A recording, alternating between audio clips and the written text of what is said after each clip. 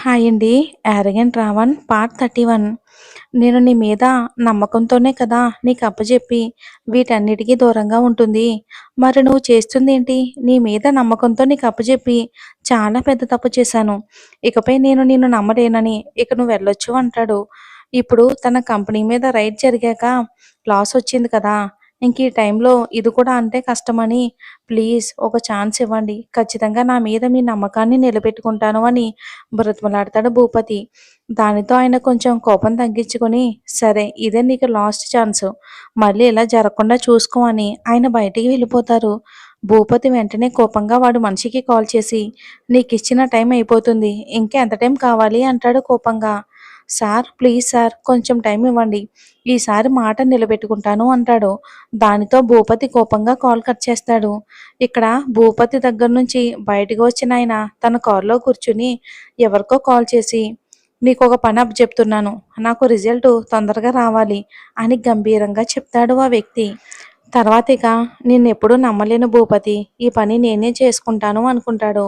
ఈ రాజా రఘురామ్ వర్మ దేనికైనా సరే ఒకసారి నమ్మకం కోల్పోతే మళ్ళీ వాళ్ళనెప్పుడూ గుడ్డిగా నమ్మడు. అర్థమైంది కదండీ! భూపతితో మాట్లాడింది ఇదన్నమాట. ఇంకా తర్వాత రోజు ఆదివారం కావటంతో అందరూ ఇంట్లోనే ఉంటారు. ఆద్య ఇంకా అభి కనీసం బాబులతో మాట్లాడడం కూడా లేదు నిన్నటి నుంచి. అభి అయితే కనీసం చూడను కూడా చూడట్లేదు దేవ్‌ని. దేవ్ ఇంకా నందు అసలు వీళ్ళకి ఏమయ్యింది? నిన్నటి నుంచి ఎందుకిలా ఉంటున్నారు అని అనుకుంటూ ఉంటారు వాళ్ళిద్దరూ. దేవ్ ఇంకా నందు ఎంత మాట్లాడడానికి ట్రై చేసినా అభి గానీ, ఆద్య కానీ అసలు ఆ అవకాశం కూడా ఇవ్వటం లేదు వాళ్ళకి. వాళ్ళ తిప్పలు చూసి శక్తి గారు లోపలే నవ్వుకుంటూ ఉంటారు. అదే టైంకి ఆద్య ఇంకా అభికి కాల్ వస్తుంది. ఇద్దరు కూడా చాలా హ్యాపీగా పక్కకి వెళ్ళిపోతారు. దానికోసం చూస్తున్న ఇద్దరూ కూడా సైలెంట్‌గా వాళ్ళతో మాట్లాడడానికి వాళ్ళ వెనకే వెళ్తారు. అభికి వంశీ దగ్గర నుంచి కాల్ వస్తే ఆద్యకు చరణ్ చేస్తాడు.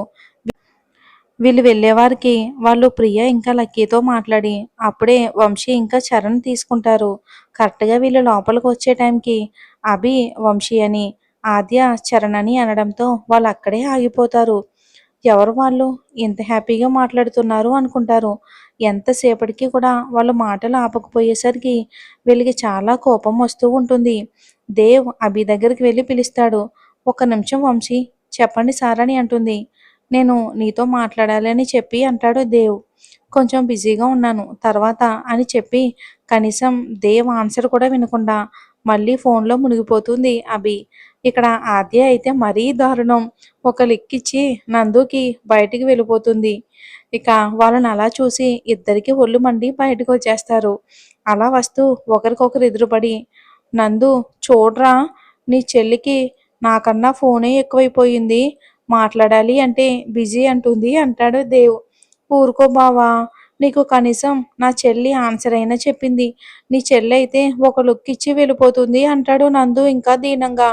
అసలు వీళ్ళకి మనకన్నా ఫోన్లు ఎక్కువైపోయాయా అని అనుకుంటూ సడన్గా ఇద్దరు ఒకరి మొహాలు ఒకరు చూసుకుని, ఆ నిన్న మనం కూడా ఇదే కదరా చేసింది అంటారు ఇద్దరు ఒకేసారి. అబ్బా ఇప్పుడు అర్థమైందిరా వాళ్ళు అలా ఉండడానికి కారణం అని. దేవైతే ఛ, అసలు అలా ఎలా గుర్తులేదురా నాకు. అది అక్కడే ఉందని నన్ను చూసి చాలా హ్యాపీగా ఫీల్ అయిందిరా.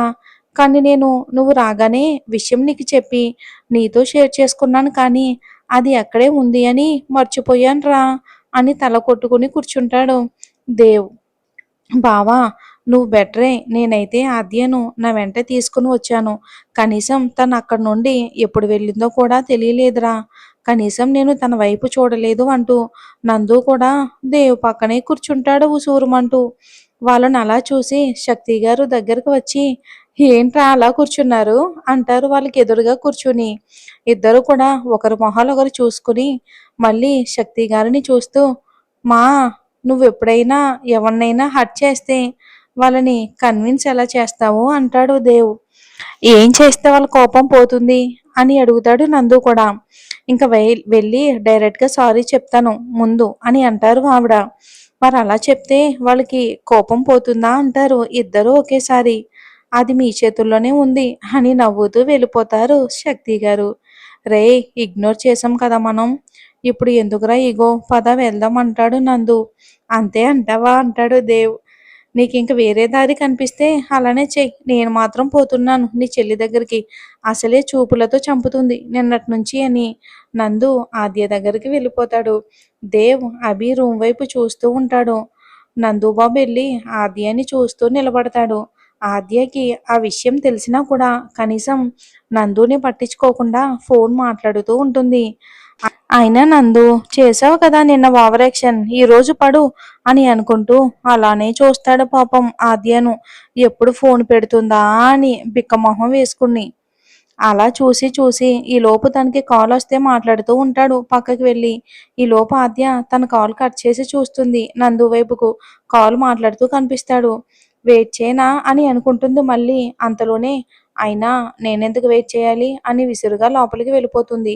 నందు ఫోన్ పెట్టి చూసేసరికి ఆద్య కనపడదు. ఏదిది అని చూస్తూ ఆద్య వెళ్ళిపోతూ కనిపిస్తుంది. అబ్బా దీనికి బాగా కాలిందిగా అనుకుని మళ్ళీ వెనకే వస్తాడు. ఇక్కడ మన దేవ్బాబు ఏం చేస్తున్నాడో చూద్దాం. అభి ఫోన్ మాట్లాడి బయటికి వచ్చింది. అభి రావడం చూసిన దేవ్ వెంటనే రూమ్లోకి వెళ్ళి కాల్ చేస్తాడు. లిఫ్ట్ చేసి చెప్పండి అంటుంది అభి. నేను నీతో మాట్లాడాలి, కొంచెం నా రూమ్కి రా అంటాడు. లేదు సార్ కొంచెం పనుంది, అత్త పిలుస్తుంది తర్వాత వస్తాను అని కనీసం దేవ్ ఆన్సర్ వినకుండా పెట్టేస్తుంది. తర్వాత శక్తి గారి దగ్గరికి వెళ్తుంది అభి. మన అభికి ఒక అలవాటు ఉంది. తను బాధగా ఉన్నా కోపంగా ఉన్నా వంట చేస్తుంది. సో ఇప్పుడు కూడా సీత గారిని ఇంకా శక్తి గారిని చూస్తూ అమ్మా ఈరోజు నేను వంట చేస్తాను అంటుంది. నీకెందుకురా అంటుంది లక్ష్మి. చేస్తానమ్మా అని అంటుంది. ఇక చెప్పినా వినకుండా వెళ్ళిపోతుంది వంటగదిలోకి అభి. అప్పుడే అక్కడికి వచ్చిన ఆద్య నేత్ర ఏది అంటుంది. దానికి ఇద్దరు వంట చేస్తాను అని అటు వెళ్ళింది. ఎంత చెప్పినా వినకుండా అని చెప్తారు శక్తి గారు సీత గారు. అవునా అయితే అది కోపంలో అయినా ఉండాలి లేదా బాధలోనైనా ఉండాలి అని అనుకుంటూ ఇప్పుడే వస్తానని ఆద్య కూడా అభి దగ్గరికి వెళ్తుంది. నేత్ర నేత్ర అని పిలుస్తుంది. చెప్పవే అని అంటుంది కానీ వెనక్కి తిరగడం లేదు. ఇప్పుడు నువ్వు వంట ఎందుకు చేస్తున్నావు అంటుంది ఆద్య. ఏం లేదే ఊరికనే అంటుంది అభి. నాకు తెలీదా నువ్వు ఇప్పుడు ఎందుకు చేస్తున్నావో అంటుంది. ఆద్య అలా అనగానే అభి వెనక్కి తిరిగి చూస్తుంది. హా మొన్న నువ్వు మాత్రం లేవా, నేను కూడా అదే రూమ్లో ఉన్నాను అని అంటుంది ఆద్య. అప్పుడు గుర్తుకు వస్తుంది అభికి ఆద్య కూడా అక్కడే ఉండడం, తర్వాత కోపంగా వెళ్ళిపోవటం. అయినా ఇప్పుడు నువ్వు బాధపడుతున్నావా లేక కోపంలో ఉన్నావా అంటుంది ఆద్య. ఫస్ట్ బాధగా ఉంది బట్ ఇప్పుడు కోపంగా ఉంది అంటుంది అభి కోపంగా. ఎందుకే అంత కోపం అంటుంది ఆద్య. నీకు అర్థం కాదులే అంటుంది అభి. ఎందుకు కాదే, నాకు మీ అన్నని చంపేయాలని ఉంది అని మనసులో అనుకుని సరేలే పట్టు నేను కూడా నీకు హెల్ప్ చేస్తాను అని ఆద్య కూడా అభికి హెల్ప్ చేస్తూ ఉంటుంది. వెనకే వచ్చిన నందు ఆ మాటలు విని సైలెంట్గా దేవ్ దగ్గరికి వెళ్ళిపోతాడు. దేవ్ రూమ్లో అసలు ఇప్పుడు దీన్ని ఎలా కూల్ చెయ్యాలా అని తెగ ఆలోచిస్తున్నాడు. నందు వెళ్ళి ఏంటి బావా మా చెల్లి పిలిస్తే రాలేదా అంటాడు నవ్వుతూ. రే నువ్వు ముయ్ ముందు, అసలే అది రమ్మంటే రాలేదని నేను చూస్తున్నాను అని అంటాడు దేవ్. అసలు ఇదంతలా ఏం చేస్తుందిరా కింద అని అడుగుతాడు. హా వంట చేస్తుంది మా చెల్లి, తనకి మీ చెల్లి హెల్ప్ చేస్తుంది అని చెప్తాడు నందు కొంచెం వెటకారంగా. అది వంట చేయటం ఏంట్రా, లక్ష్మి ఉంది కదా ఇప్పుడు అవసరమా దానికి అంటాడు దేవ్ కొంచెం కోపంగా. హా మా చెల్లికి కోపం వచ్చినా బాధ వచ్చినా వంట చేస్తుంది, సంతోషించు, లేకపోతే నీకే కష్టం తర్వాత అంటాడు నందు. రే అసలు ఏం మాట్లాడుతున్నావురా నువ్వు అంటాడు దేవ్ విసుగ్గా. అబ్బా బావా మా చెల్లికి కోపం వచ్చినా బాధ వచ్చినా వంట చేస్తుందంట, కానీ ఇప్పుడు మా చెల్లి మాత్రం బాధలో లేదు, నీ మీద కోపంగా ఉంది అంటాడు. నీకెలా తెలుసురా అంటాడు దేవ్. నేను ఆద్య కోసం వెళ్ళినప్పుడు విన్నాను బావా. ముందు బాధ మాత్రమే ఉందంట, తర్వాత నీ మీద కోపం వచ్చిందంట. అంటే ఏం చేసావు బావా మళ్ళీ అంటాడు నందు. లేదురా అసలు నాతో మాట్లాడడమే లేదు కదా, ఏమైనా అనడానికి చేయడానికి అంటాడు. వెంటనే నందుకి గుర్తుకు వస్తుంది ఐస్ క్రీమ్ విషయం. ఇంకా నందు హా నవ్వుతూ బావా నిన్ను మా చెల్లి అంత ఈజీగా క్షమించదురా అంటాడు దేవుని. రే నీది అదేం నోర్రా అని తిడతాడు దేవ్. హా అవునా, తమరు ఆఫీస్ నుంచి వచ్చాక కూడా హర్ట్ చేశారుగా మా చెల్లిని అంటాడు నవ్వుతూ నందు. అబ్బా నేనేం చేయలేదురా అంటాడు దేవ్. అవునా బావా అని నా చెల్లికి బాగా ఇష్టమైంది ఏంటి ఐస్ క్రీమ్ అంటాడు. నువ్వు నా చెల్లి ఇష్టపడటం స్టార్ట్ చేసిన దగ్గర నుంచి నువ్వు ఐస్ క్రీమ్ తింటున్నావు అవునా అంటాడు. ఆ అవును అది కూడా దానికోసమే నేను కొంచెం తిని దానికి ఇస్తాను కదా అని అంటూ సడన్ గా ఆగిపోతాడు దేవ్. అబ్బా అబ్బా అని తల పట్టుకుని కూర్చుంటాడు. ఏం బావా గుర్తొచ్చిందా అంటాడు నందు కళ్ళెగరేస్తూ. రే నేను కావాలని చెయ్యలేదురా ఏదో అలా జరిగిపోయిందిరా ఇప్పుడు ఏం చెయ్యాలి నేను అంటాడు. నాకేం తెలుసు బావా అని అంటాడు. ఆద్య రావడం చూసి అదిగో మీ చెల్లి నేను పోతున్నానని వెళ్ళిపోతాడు.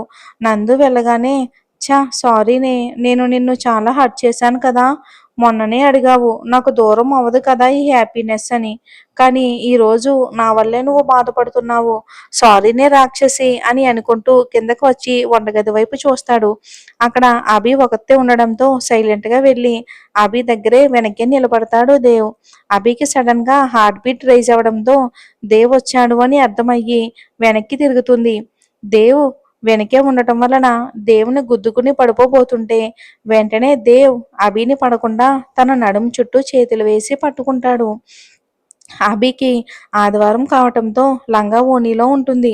దేవ్ చేతులు తన నడుంపై డైరెక్ట్ గా తగలగానే గుండె జల్లుమంటుంది. ఒకలాంటి ట్రాన్స్ లోకి వెళ్ళిపోయి కళ్ళు మూసుకుని ఉండిపోతుంది. దేవ్ అభిని అలా చూసి నవ్వుతూ ఒక చేత్తో అభిని పట్టుకుని మరో చేతితో తన మొహం మీద వెంట్రుకలను చెవి వెనక్కు పెట్టి వంట చేసి అలసిపోయి చెమటబట్టిన తన మొహం మీద గాలి ఊదుతాడు దేవ్. దేవ్ అలా ఊదగానే అభి దేవుని గట్టిగా పట్టుకుంటుంది. దేవ్ నవ్వుతూ ఏ లెగవే ఇప్పుడు కావాలంటే మన రూమ్కి వెళ్ళాక మళ్ళీ పట్టుకుంటాను ఇలానే అంటాడు అల్లరిగా. ఇంకా దేవ్ అలా అనగానే అభి వెంటనే లేచి సరిగ్గా నిలబడి దేవ్కి దూరం జరిగి సారీ సార్ చూసుకోలేదు అని బయటికి వెళ్ళిపోవటానికి ముందుకు వెళ్తుంది. వెంటనే దేవ్ అభి చేతిని పట్టుకుని ఇప్పుడు ఎందుకే సారీ చెప్పావు నాకు అంటాడు. నేను పడిపోకుండా పట్టుకుని హెల్ప్ చేశారు కానీ నేను కనీసం మీకు థ్యాంక్స్ చెప్పకుండా అని కొంచెం ఇబ్బంది పెడుతూ మిమ్మల్ని పట్టుకున్నాను కదా అందుకు అంటుంది తలదించుకుని అభి. ఏ ఏం మాట్లాడుతున్నావు నీకు అర్థమవుతుందా అంటాడు దేవ్ కొంచెం కోపంగా. ఎందుకు లేదు సార్ బాగా అర్థమవుతుంది నేను నా హద్దుల్లో ఉండాలి కదా సార్ చనువు ఇచ్చారు కదా అని దగ్గర అవ్వకూడదు కదా అర్థమయ్యింది సార్ ఇంకా నా చేతిని వదలండి సార్ నేను వెళ్ళాలి అంటుంది. రాక్షసి ఎందుకే ఇలా మాట్లాడుతున్నావు నేను నిన్ను మర్చిపోవటం తప్పేరా సారీ రా అంటాడు. అయ్యో సార్ మీరు నాకు సారీ చెప్పడం ఏంటి నేను జస్ట్ ఒక ఎంప్లాయీని నన్ను గుర్తు పెట్టుకోవాల్సిన అవసరం లేదు సార్ మీకు అంటుంది అభి. అబ్బా రాక్షసి మాటలతో చంపకే అంటాడు దేవ్ దీనంగా. ఇక అలాగే మన ఈ స్టోరీ నచ్చితే లైక్ చేసి మన ఛానల్ని సపోర్ట్ చేయండి. స్టోరీ మీద మీ అభిప్రాయాన్ని కామెంట్ రూపంలో తెలియచేయండి. హాయ్ పైన ఆప్షన్ని క్లిక్ చేయండి. Thanks for watching. రేపటి స్టోరీలో మళ్ళీ కలుద్దాం.